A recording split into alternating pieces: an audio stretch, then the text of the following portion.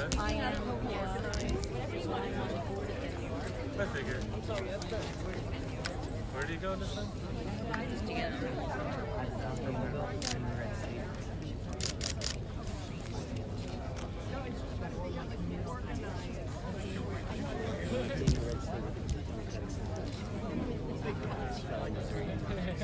I'm told. You've been to yeah.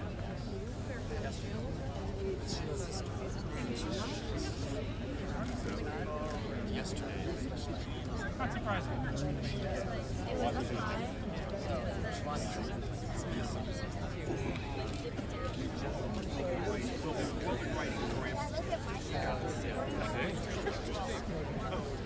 Thank you.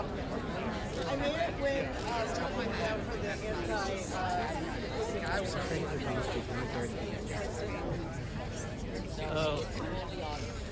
Can you share before it starts? Yeah, you just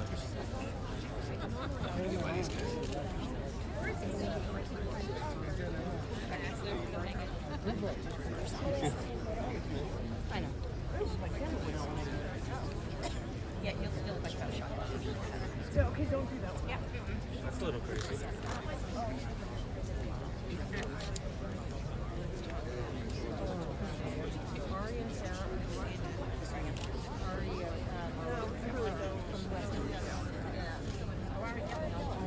Daddy, is this? Yeah, I think this is like the candle that they split apart. Good evening, everyone. Thank you for being here. My name is Ariel Gingold. I'm the Deputy Washington Director for Bend the Arc Jewish Action. Tonight, we are heartbroken and overcome with grief for the victims of the shooting at the Tree of Life Synagogue. May their memories be a blessing.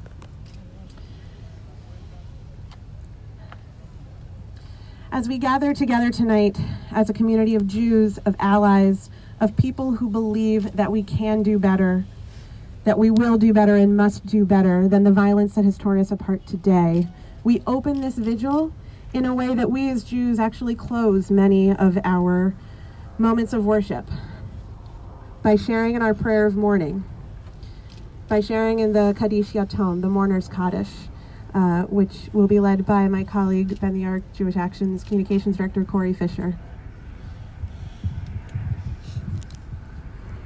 We knew we need at least 10 people for a minyan to pray. We have more than that tonight. Thank you.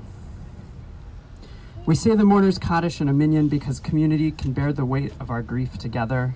And in the wake of this morning's act of terror in Pittsburgh, we have to gather in community as we grieve. We don't yet know the names of the victims, of those who have passed or have been injured. So we can't say their names in the prayer tonight, just yet. But I ask you to join me in saying the Mourner's Kaddish as a symbolic act of solidarity now. And I know that we might not all know it, so I'm gonna break it down into small pieces so we can all say it together. If you're comfortable repeating after me, do so. Yit Gadol v'Yit Kadash. Shemei Rabbah. Be'alma divrach yirteh. Ve'amlich malchuteh. B'chayecho v'yomechon. U'chayei d'chol Beit Yisrael. Ba'agala. U'vizman kariv. Ve'imru. Amen. Yehei Shmei Rabbah. Mevarach le'olam u'lameh. Almaya.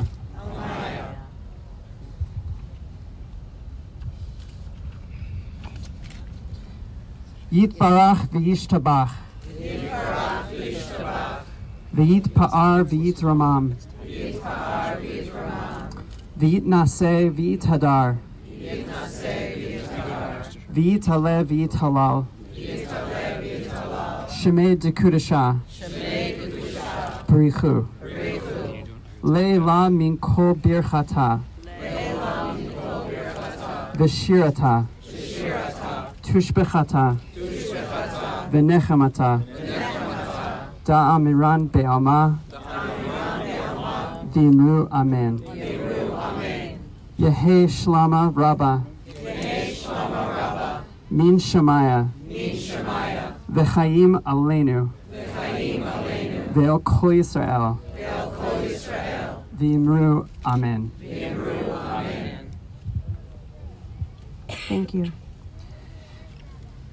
I'd like to turn it over to one of our colleagues who's here from HIAS, to Miriam Pfeffer, HIAS being one of the other communal groups of the Jewish community that was named and targeted directly today.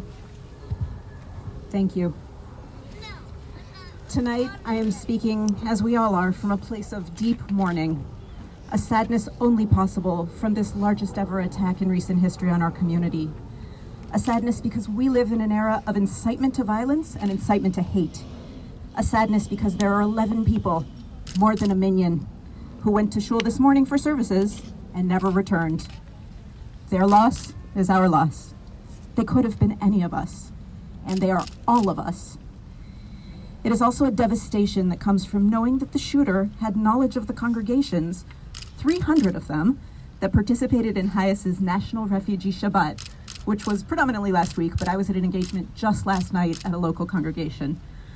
The diversity of congregations appearing at these Shabbat events was spectacular, from every movement of Judaism, from unaffiliated groups across the spectrum of age, religious observance, ethnicity.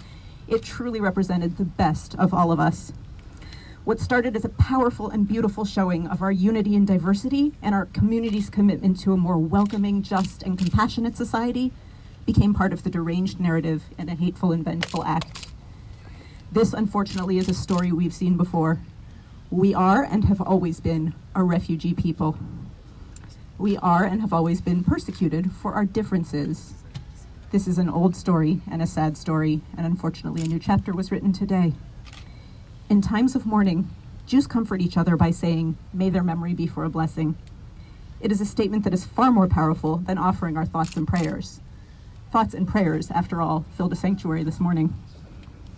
It is an entreaty that there must be some kind of light from their memory, a light powerful enough, like these lights here tonight, to puncture a hole in the darkness and guide us through. May the 11 members of our family, our Jewish family, our American family, our human family, who were murdered today, be remembered throughout history as the best of us, and may their memory give us the strength to be the best of ourselves and to continue to work to mend the broken pieces of our world. So thoughts, yes, we certainly could use more of those. Prayers, can't hurt, but also to remember these people by taking action. Action to welcome the stranger, to protect displaced people, to act on our shared history and values to build a better world. Shavua Tov. Thank you, Miriam.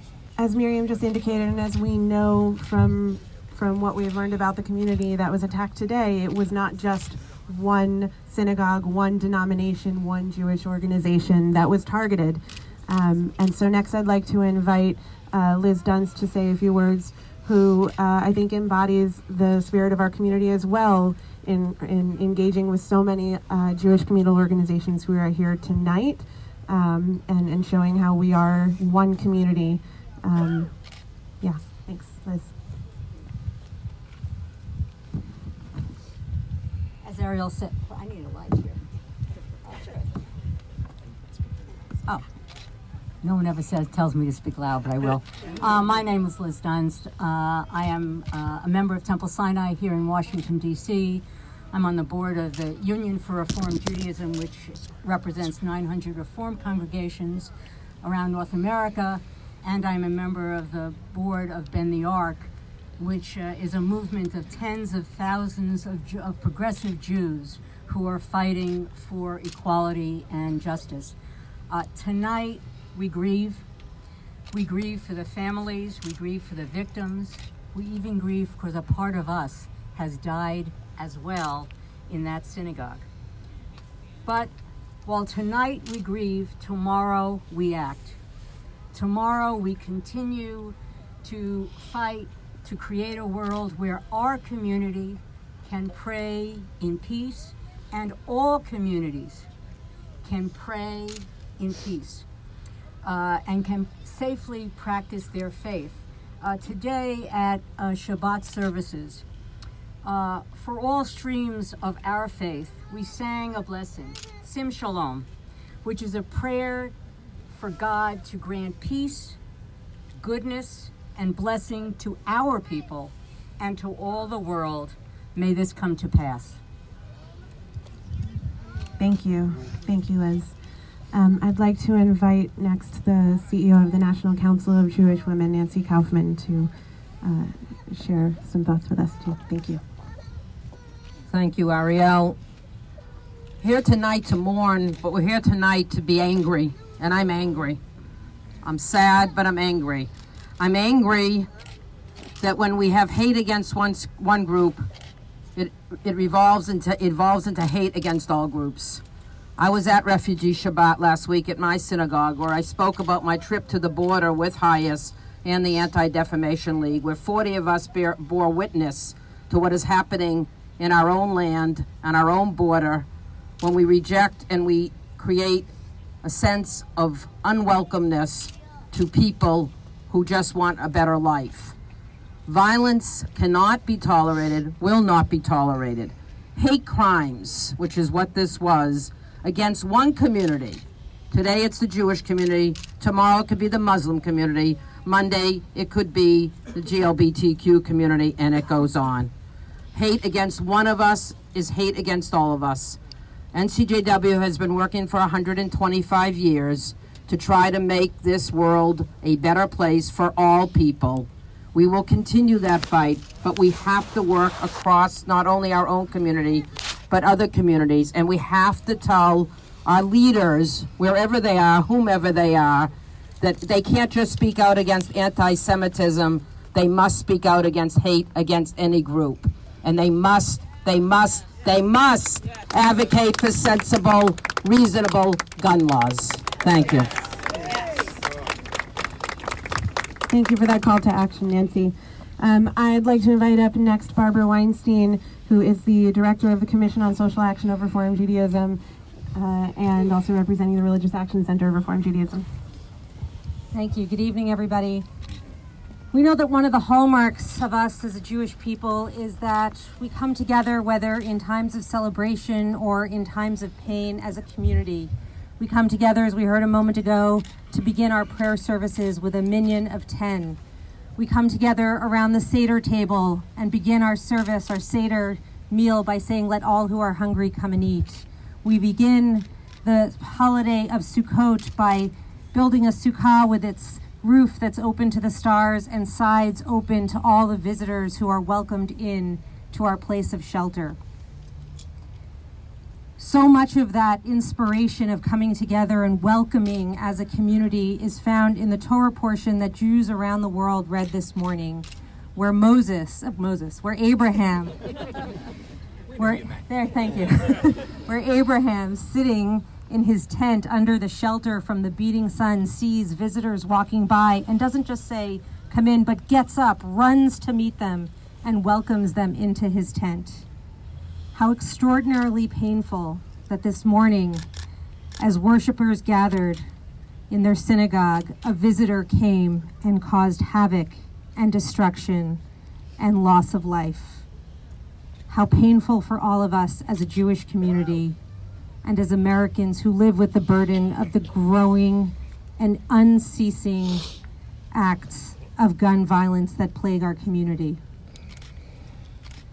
It's something that we fear as Jews, yes, who know about the growing levels as well of anti-Semitism that increase year by year. And it's something that we fear as Americans, who know that our nation's very commitment to religious liberty is under siege. Just ask the worshipers of Mother Emanuel. Ask the community of Oak Creek, Wisconsin, in the Gurdwara that was the site of another bloody massacre. And so the answer that we come together tonight is not that we will not stop gathering, but that we will come together in greater and greater numbers to find strength and comfort in each other, in our faith, and in our commitment as Americans to make sure that we lift our voices and call for an end to this violence, an end to this hatred, and to live up to the highest values of our faith and our American tradition. Thank you. I'm told people in the back were having trouble hearing. How's that? Can everyone? Wonderful, thank you. I am so gratified by the presence of not just members of our own Jewish community here tonight, but by so many allies and friends of our community. And really quite honored that one is here with us tonight, Scott Simpson, representing Muslim advocates. And I'd like to turn it over to Scott to say a few words. Thank you for being here. Thank you, Ariel. And thank you all for joining us here tonight. Good evening. Shalom. Assalamu alaikum. Welcome. My name is Scott Simpson, and I'm the Public Advocacy Director for Muslim Advocates. We're a national civil rights organization for American Muslims. And we're honored that you invited us here tonight to allow us to mourn with you for the 11 people and their families who were slaughtered, and for the thousands of congregants at Tree of Life who have lost loved ones and their own sense of safety in their own sanctuary. We also mourn for the 300,000 people of Pittsburgh, for the 5 million American Jews and countless American refugees who are now facing a direct attack on their community. How many communities need to be shattered by violent hate crimes? Today, it was the Tree of Life in Pittsburgh. Last year, we had the mosque bombing in Bloomington, Minnesota. The year before that, we had the Pulse nightclub shooting in Orlando, Florida. And the year before that, we had the Mother Emanuel AME Baptist Church shooting in Charleston. And before that, we had the Oak Creek shooting of a Sikh Gurdwara. And those are just the attacks that made the headlines. Right. Along the way, we've seen countless hate crimes and houses of worship be attacked. We've also seen an endless stream of bigoted hate speech, online posts, and political campaigns. At Muslim Advocates, we never presume we're going to know what our day is going to look like. We are always prepared for the worst. And that's because hate crimes like this and mosque burnings and bombings have become so terrifyingly common that we still sleep with one eye open every night, just to make sure that we're ready to respond to the next one. And here we are, at the White House. The president is not the only person to blame for this environment that we're in. He didn't start this fire, but he has doused gas all over it. Today, the president called this shooting, quote unquote, unimaginable. For us, it's not only imaginable, it's real life. Who will it be next year? Who will it be tomorrow? We don't know yet. But my brothers and sisters, tonight, we mourn with you.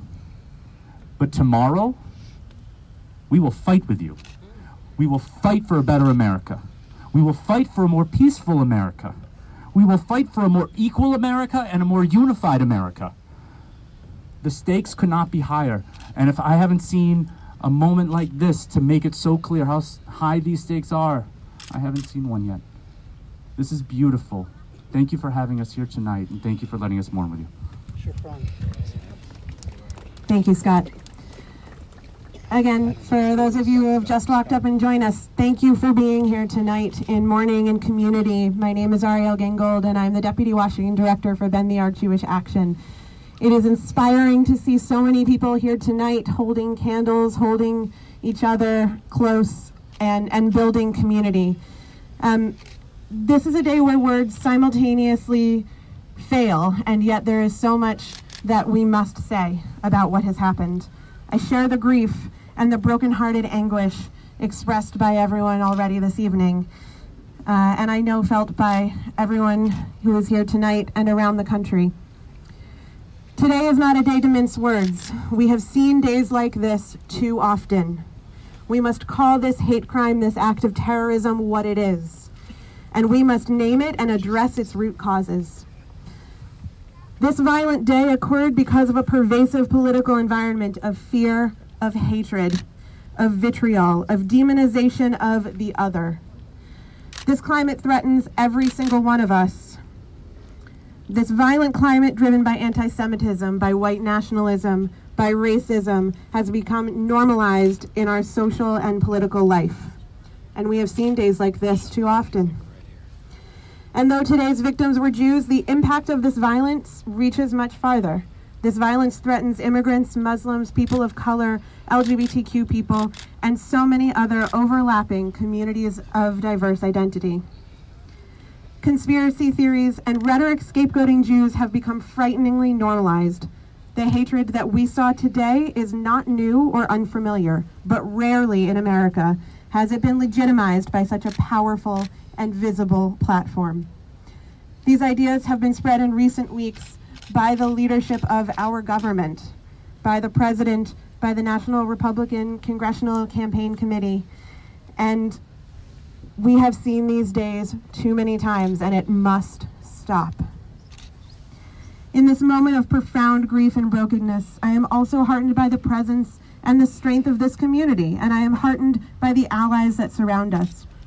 The very first people that I heard from today who do not themselves identify as Jews were my friends from Muslim Advocates and from the Muslim Public Affairs Council. I am heartened by how many of us are here together tonight and gathering in similar vigils all over the country. We have seen days like this too often, but together we can make this violence stop. We can change the future of our country. Thank you for being here tonight, and we are particularly honored by the presence of a member of the Pittsburgh community. And I'd like to invite Josh forward to say a few words.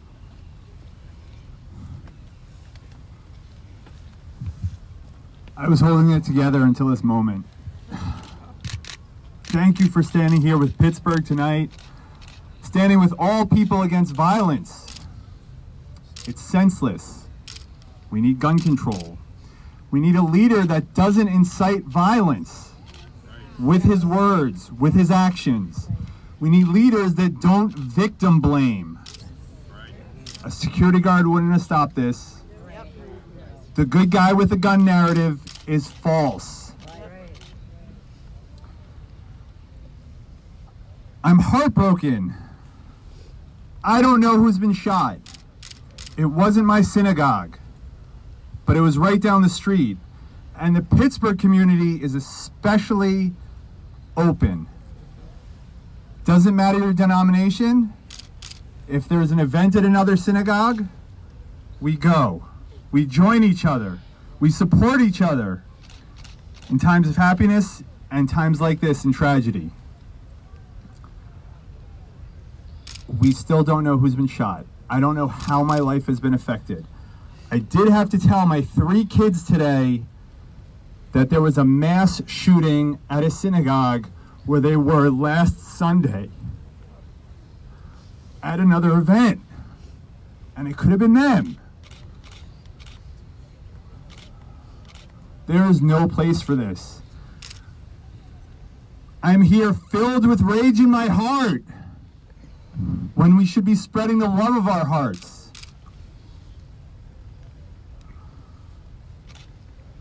Again, thank you for coming tonight. But coming tonight isn't enough. We need to act. And every one of us needs to act, and we need to get everybody we know to act. Get the right people into office. Get people out to vote. This is the time. We cannot lose the House. It'll only get uglier. We need to stand together. We need to fight the good fight and make sure even the people that we hate feel our love. Again, thank you. Amen. Thank you, Josh, for your words and for being here with us tonight. I'd like to invite up Rabbi Shira Stutman, representing Jews United for Justice. On Saturday nights at this time, usually we are lighting the Havdalah candles, and doing the rituals that help us separate Shabbat from the rest of the week. We will soon do that together, but first, led by Rabbi Shira, but first I'd like to invite her up here to say a few words as well. Thank you. Hi, everyone. I'm so sad to be here with you all. And I'm so angry. I'm so angry to have to be here with you all. I've never been so angry to be with a bunch of Jews in my life. And I feel so much solace being with all of you this evening. You know, obviously I wasn't in Pittsburgh this morning, but I do know what happens around 10:30 or 11 o'clock in the morning at synagogues, which is we read the Torah. And this morning's Torah portion, as someone said earlier, was about Abraham. And it was about the way that he and his wife Sarah welcomed people into their tent and practiced Hachnasat Orchim like so many of us did during the highest refugee Shabbat just last week. But you know what else happens in this Torah portion? Abraham argues with God. And Abraham says to God, if I can find just 10 righteous people, will you not destroy the city of Sodom? And God says, fine. But those people are not to be found. But what does come from that argument is the idea of a minyan. What it is when we gather as a group of Jews, as a group of humans in prayer, as a group of 10, what we understand is that we are stronger together. And so when we pray in a minyan. And when we mourn in a minyan. And when we celebrate in a minyan. And when we act, we will do it in a minyan as well. Today we lost 11 people. More than a minyan, it was an entire community that is gone. Never to return. And our hearts are broken, even as that phrase feels just so trite at this moment. We lost a whole community of people. But we are the minyan here. We are much more than 10 in Washington and in Los Angeles and in Chicago and across this country. We are a minyan of Jews. We are a minyan of Americans. We are a minyan of people who care about love and compassion and generosity of spirit and welcoming the stranger, and we will not stop. We will continue to fight. One more piece from this week's Torah portion. At the end of this week's Torah portion, God says to Abraham, take your son, your only son, who you love, Isaac. Take him and put him upon the altar and offer him up, O God. Offer him up, God's angel says to Abraham. And so Abraham does. And we are lucky that in the end, Isaac was not sacrificed. But when I heard the news today, I just thought to myself, how long will we as Americans continue to put our children on the altars and sacrifice them to the God of guns and the God of violence? Too long. It's been too long. And we are the minyan that is going to make it stop. All of us, the sum is greater than its part. But before we go out tomorrow, and before we go out on election day, we're going to sing. We're going to do Havdalah. We have the grape juice. You have the candles, but we're going to light our Havdalah candle if someone can pass it up.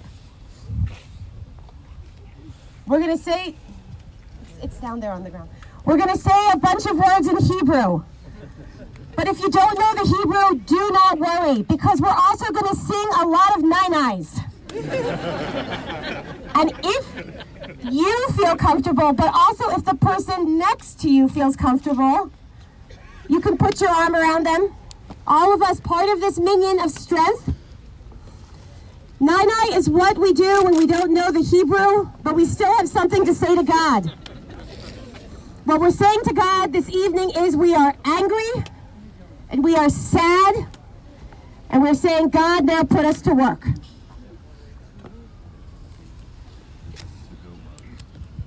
Yes, do you want to? Thank you.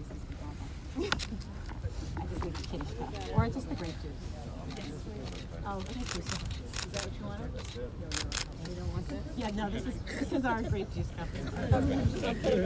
הנה אל ישועתי יפתח ולא אבחר כי עוזי וזמרתה אדוני ויהי לי לישועה ושפת מים בששון ממעייני הישועה לאדוני הישועה לעמך ברכתך עשה לאדוני צבאות עמנו משגב לנו אלוהי הכל סלע אדוני צבאות אשרי אדם בוטח בך אדוני יושיע המלך יעננו ביום קורנו.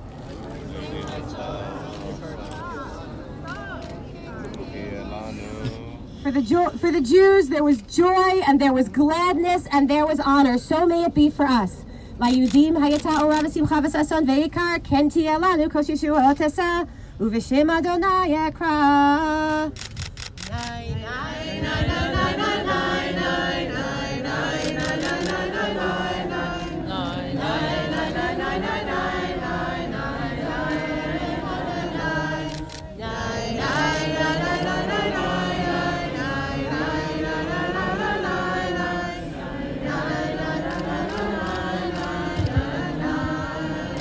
Blessing over the wine.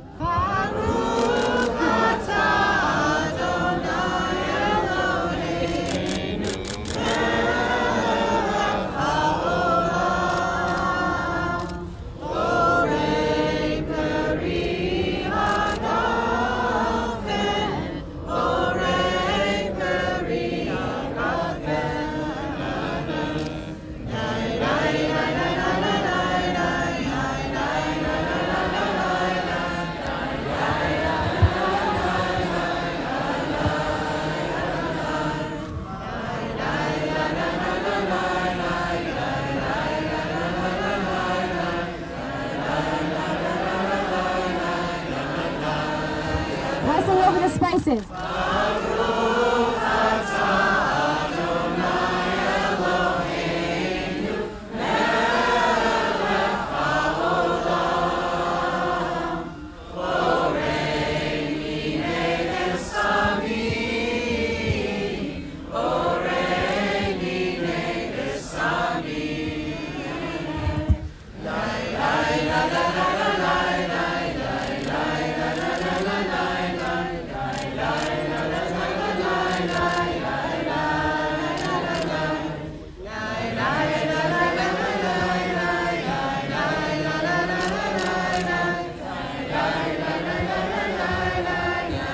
Blessing over the candle.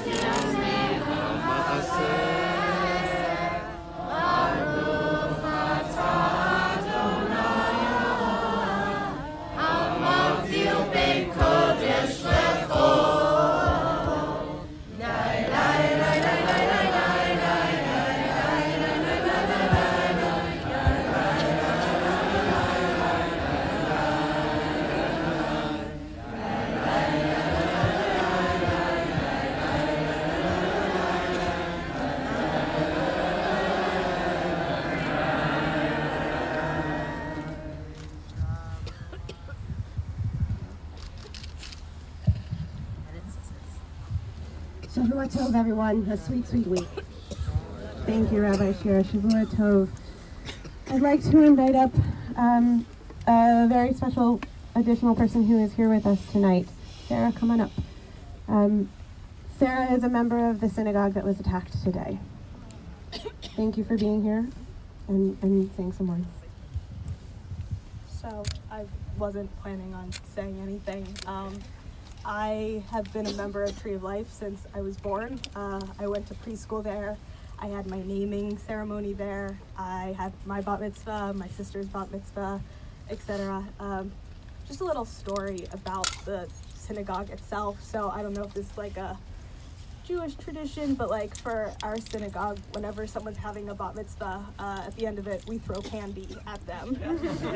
And the rabbi who was doing my sister's service, because my sister's older than me, he was very, very against that. Because he said that the synagogue was no place for that kind of violence. And while it was pelting someone with sugared candy, he didn't want it. And we had to obviously like fight for that, because what 13-year-old doesn't want to be pelted with candy? But if that doesn't show you what the synagogue stands for, I don't know what does. It's been a place that it didn't matter if you didn't show up for 2 weeks. It didn't matter if you didn't show up for a year. You were welcomed with open arms. And for those who were lost today, many of whom I do know, please pray, please think about what we can do to make it better. It's a home for many people. There's a pair of brothers that go there, both with disabilities, and they have found a home that they can call their own, and they know that no matter what, they will be accepted.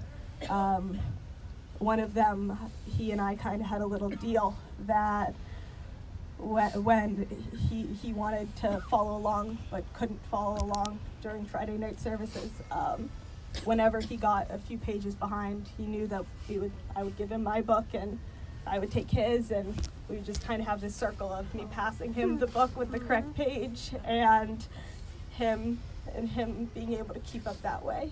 And so I really appreciate all of you here, and I know the city of Pittsburgh does as well, and Tree of Life does as well, and thank you. Thank you. Thank you for those beautiful words, Sarah, and for your strength, and for giving us a little window into your community. I think what the story you shared resonates with many of us, because our communities are all different, and yet our communities are all the same. There are common threads, I think, from all of the communities that we all who identify as Jews here tonight hold dear. So thank you for that window into your community. To close our formal program this evening, I'd like to invite up Rabbi Jason Kimmelman-Block, who's the Washington director of Bend the Arc Jewish Action, who will say a few words about, I think, along the theme of what many of us have shared tonight, where the action comes in, and close us out this evening. Thank you. Tonight we mourn. Tomorrow we will act and raise our voices. Tonight, after we close this program, we will take some time to sing together. But tomorrow, we will move into action and do some yelling together, because we mourn and we are also angry. And we know that the hateful environment that we find ourselves in did not come out of nowhere, but was created and stoked.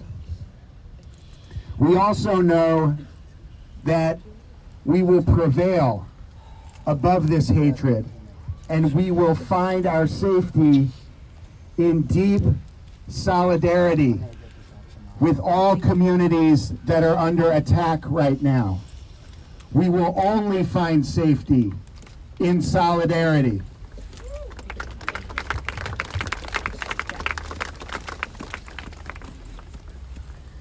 So please join us here at 3 p.m. tomorrow. Tell your friends who can get here, that are close enough. that we gather here at 3 p.m. tomorrow. When you find it's time for you to leave, I would ask that if you came here alone, that you do not leave alone. That we should find our solidarity, we should find our safety in solidarity with others and together with other people. So I want us all to be aware of the climate that we're in and take care of each other and take care of ourselves and meet each other and make sure no one leaves here alone.